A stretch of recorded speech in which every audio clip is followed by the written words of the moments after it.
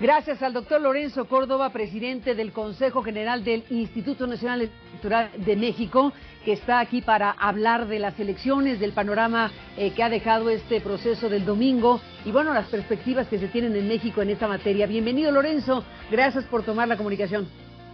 Muchas gracias, Carmen, siempre es un privilegio estar contigo, con tu auditorio.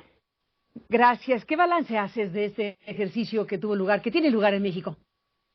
Bueno, Carmen, lo primero es que una vez más las elecciones se desarrollaron conforme a lo que se plantea en la propia legislación. Fueron elecciones en las que, a pesar de la complejidad del contexto, tanto desde el punto de vista económico, social y de inseguridad, pudieron llevarse a cabo sin mayores contratiempos. La enorme mayoría de las mesas de votación se instalaron en donde debían instalarse y se integraron por quienes deben integrar, las ciudadanas y ciudadanos sorteados y capacitados para tal efecto.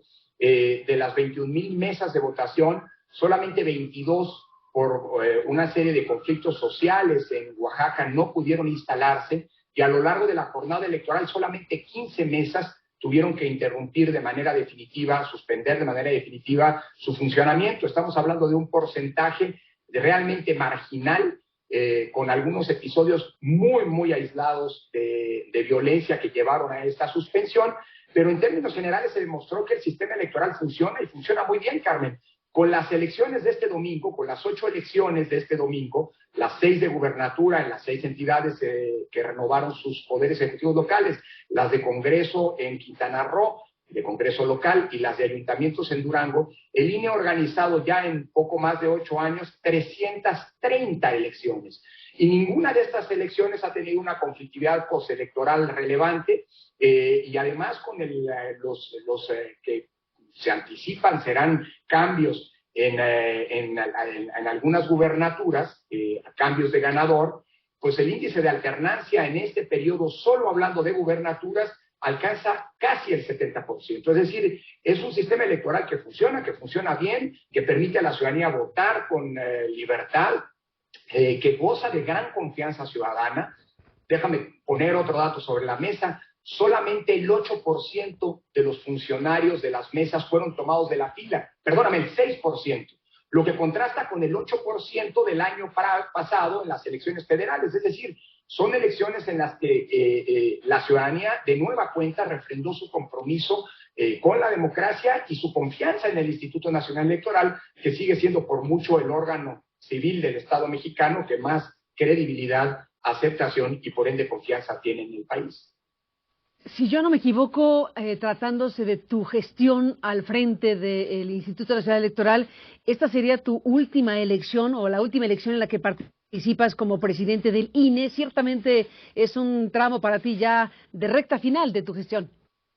Sí, en efecto, Carmen, estoy a menos de 10 meses de terminar el periodo para el cual fui designado en 2014, junto con otros 3 colegas, una consejera y 2 consejeros, que terminaremos el 3 de abril nuestra gestión.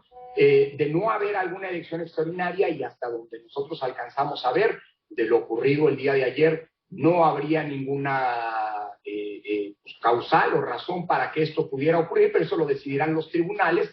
Acuérdate que lo que tenemos hasta el momento son solo resultados preliminares, datos sí oficiales, pero que todavía no son los datos legales. Vendrá el periodo que establece la propia ley para que eventualmente haya impugnaciones, y serán los tribunales quienes decidirán si confirman, si validan estas elecciones, o sea, hay que ir de nueva cuenta a las urnas. Así que serían efectivamente las últimas elecciones que me toca administrar, que me toca conducir desde la presidencia del Consejo General, y esto nos coloca, Carmen, en una nueva ruta, la del cierre, que tiene que ser un cierre de gestión pulcro, con total transparencia, en donde la rendición de cuentas prive, pero también detonar otra serie de iniciativas, como, si me permites, Carmen, el anuncio aquí, en este espacio privilegiado, el arranque justo dentro de 2 días, el miércoles próximo, de los primeros foros regionales de una cumbre que ha convocado el INE y una gran cantidad de organismos que nos dedicamos a la defensa y promoción de la democracia en el mundo, que es la cumbre global de la democracia electoral.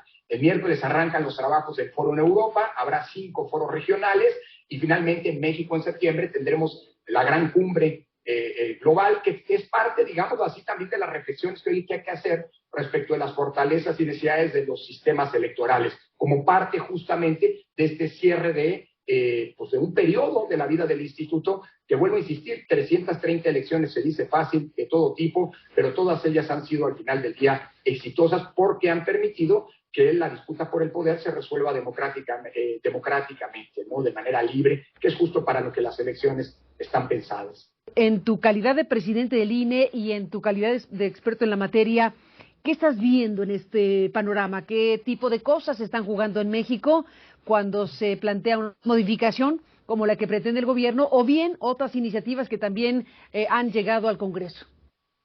Bueno, Carmen, lo primero que hay que decir es que la verdad celebro muchísimo que esta mañana el presidente haya dado los resultados y comentado los resultados a partir de cifras del INE, ya haya mencionado en varias ocasiones al INE. Incluso Mario Delgado, el presidente del partido en el gobierno, se refirió, felicitó al trabajo del INE. No es algo sencillo. Eso habla de un sistema electoral que funciona y funciona bien. Dicho lo anterior, sin duda es perfectible. Y qué bueno que se han puesto sobre la mesa una serie de iniciativas. Lo que hay que ver ahora es, a partir de un amplio diálogo incluyente, serio y objetivo, digo yo, un diálogo que, como me gusta decir, que se haga con la cabeza y no con el estómago, no a partir de filias y fobias, ni de rencores personales o de parte, se pueda ver en qué se puede mejorar el sistema. Vuelvo a insistir, nuestro sistema electoral funciona y funciona muy bien.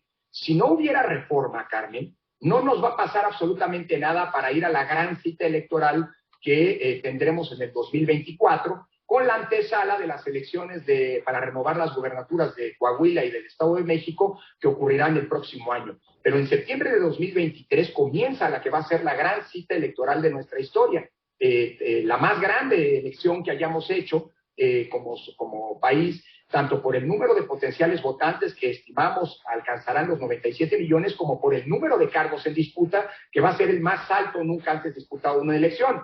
Dicho eso, de cara a una cita tan delicada en términos políticos, en términos democráticos, pues más vale que si hay una reforma, se haga bien, se haga para mejorar lo que tenemos y no se haga, pues digamos, con un espíritu refundacional. Si se generan las condiciones de consenso, no sé si estos sean los mejores contextos para ese gran consenso que debería anteceder una reforma electoral.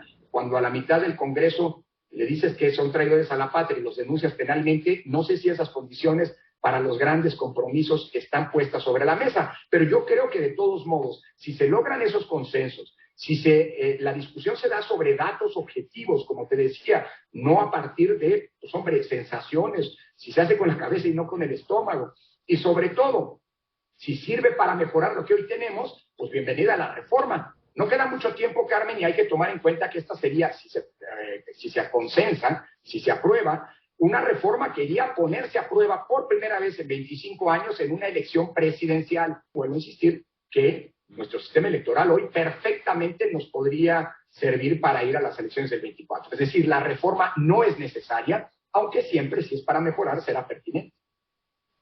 Bueno, Lorenzo Córdoba, déjame hacer una pausa y regresamos en la parte final de esta conversación. Y déjame, para ir a la pausa, dejar correr una información que nos presenta nuestro... Esta noche en CNN. Bueno, Lorenzo Córdoba, ya iremos viendo qué sucede con la discusión respecto a una reforma electoral. Veremos qué tipo de procesamiento se da dentro del Congreso mexicano, que efectivamente está marcado por varias cosas. Una de ellas que la mitad del Congreso pues ha sido denunciada penalmente por traición a la patria en el tema de la reforma eléctrica, como sabemos, ya lo mencionaste. Pero bueno, más allá del contenido de lo que se pueda debatir y eventualmente aprobar de una reforma constitucional, déjame regresar al punto pues que te toca a ti vivir en esta situación en donde tanto tú como el INE, tu colega Ciro Murayama, fundamentalmente han sido pues víctimas de ataques muy serios desde el gobierno de la República. Y bueno, hay quien incluso plantea que tú puedas tener una posición política de interés de participar en las elecciones del 24, pero ya como candidato de la oposición. Aquí tendríamos que saber si esa condición legal existe o no existe, además de tu interés, evidentemente. Bueno, a ver, para decirlo telegráficamente, Carmen, interés de parte mía no hay. Y además, aunque quisiera, cosa que no quiero, Afortunadamente, la semana pasada, el 2 de junio, pues estaríamos a 2 años de la elección del 24. Y de acuerdo con la ley, yo no puedo, ningún consejero puede, ocupar un cargo político en los gobiernos o poderes en cuya elección participó por 2 años después de salir de nuestro cargo, ni tampoco ocupar algún tipo de candidatura. Eso quiere decir que la Constitución, afortunadamente, hoy ya me inhabilita jurídicamente para poder ocupar cualquier candidatura en el año de 2024. Lorenzo, déjame cerrar con un tema que merece muchísimo más debate y discusión, que tiene que ver con el financiamiento de partidos. Hay una gran discusión sobre el tipo de situaciones que puede vivir México en relación al dinero del crimen, al dinero ilícito en el ámbito electoral. Hablando de cosas que están por siempre revisarse, está ese tema. ¿Qué tan grave es el panorama según tu experiencia y según lo que puede decirse desde la autoridad electoral en esta materia? Bueno, es un panorama grave, Carmen. Creo que sería irresponsable minimizar un fenómeno que aqueja todos los ámbitos de la sociedad y que también eventualmente puede involucrar al ámbito electoral.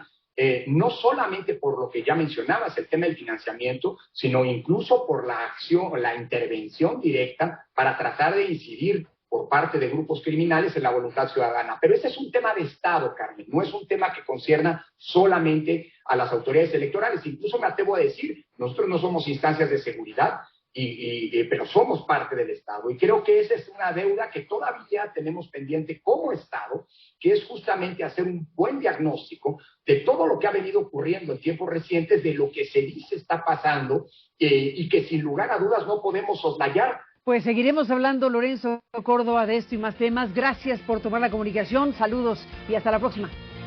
Muchas gracias, Carmen, un honor, como siempre. Gracias por estar aquí, doctor Lorenzo Córdoba. Y bueno, pues sabremos